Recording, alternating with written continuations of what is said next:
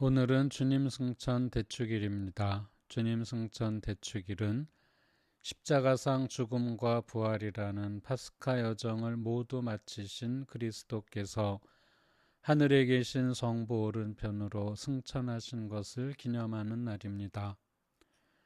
우선 오늘 복음에 나오는 예수님의 약속을 살펴볼 필요가 있겠습니다.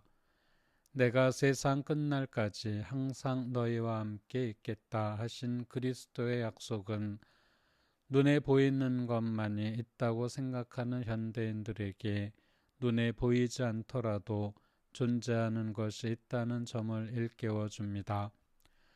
또한 신앙인의 입장에서는 항상 너희와 함께 있겠다 하신 예수 그리스도의 언약 덕분에 예수 그리스도께서 승천하신 것은 우리 신자들을 버리신 것이 아니라 오히려 우리가 스스로 설 수 있도록 자립시켜 주신 것임을 알 수 있습니다.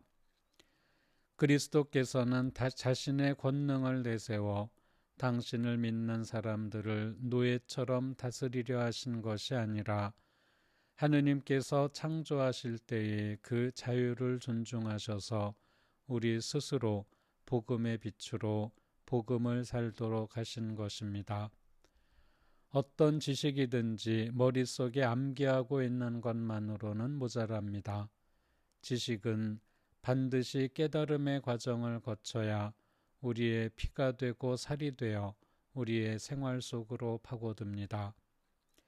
깨달음의 과정은 번개처럼 우리를 때릴 때도 있고 오랜 시간에 걸쳐 반성과 성찰을 통해 성취되기도 합니다.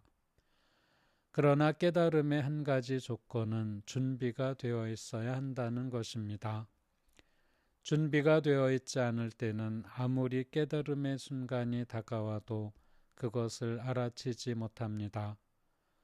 정도의 차이는 있을지언정 깨달음을 얻지 못하면 언제나 미성숙한 상태로 남아 늘 다른 사람에게 의존하면서도 다른 한편으로는 불평을 터뜨리기만 하는 인격이 되고 맙니다. 어떤 어린이가 잘 자라지 않으면 혹시 병이 아닌가 걱정하면서도 신앙적으로 또 영적으로 성장하지 않는 것은 별로 걱정하지 않는 것이 의아할 때가 있습니다. 또한 어느 정도 성장한 사람에게 이래라 저래라 하면 애 취급한다며 불쾌해하면서도 신앙적으로 영적으로는 책임 있는 결단을 내리지 않고 다른 누군가에게 그것을 미루려는 태도 또한 의아하기는 마찬가지입니다. 이런 태도는 바로 영적인 것과 육적인 것을 서로 나누어 생각하는 데서 나오는 것입니다.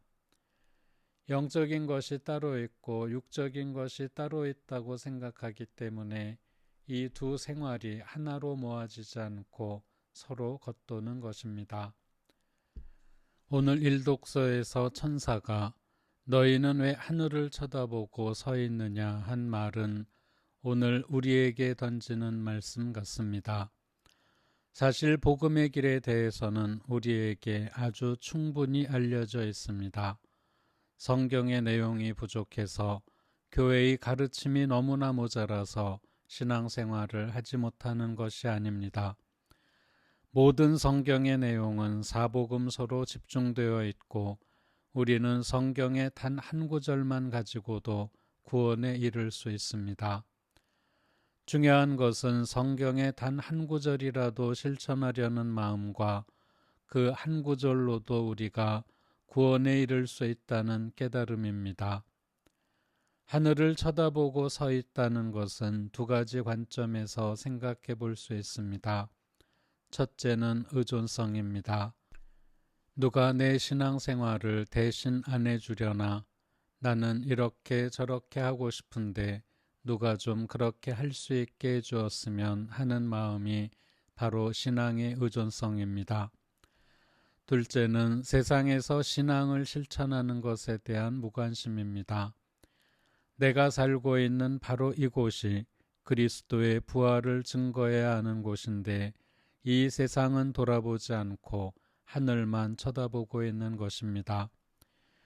이 두 가지 관점은 모두 우리 신앙생활의 큰 장애라고 볼 수 있겠습니다. 신앙의 의존성을 벗어버리지 않는 한 책임 있는 신앙생활을 할 수 없습니다. 또한 내가 살고 있는 현장에 무관심할 때 사랑의 실천에는 관심이 없는 이중적인 신앙을 가지게 됩니다. 주님의 승천은 이제부터 복음의 실천은 너희 자신의 몫이다 하신 주님의 뜻을 가장 잘 보여주시는 사건입니다. 시키는 대로만 하는 것은 사실 칭찬받을 일도 아닙니다. 주님의 승천은 우리에게 복음 실천의 기회를 주시며 복음의 자발적인 실천이 얼마나 귀한 것인지 우리에게 주님께서 마지막으로 내리신 가르침입니다. 영광이 성부와 성자와 성령께 처음과 같이 이제와 항상 영원히 아멘.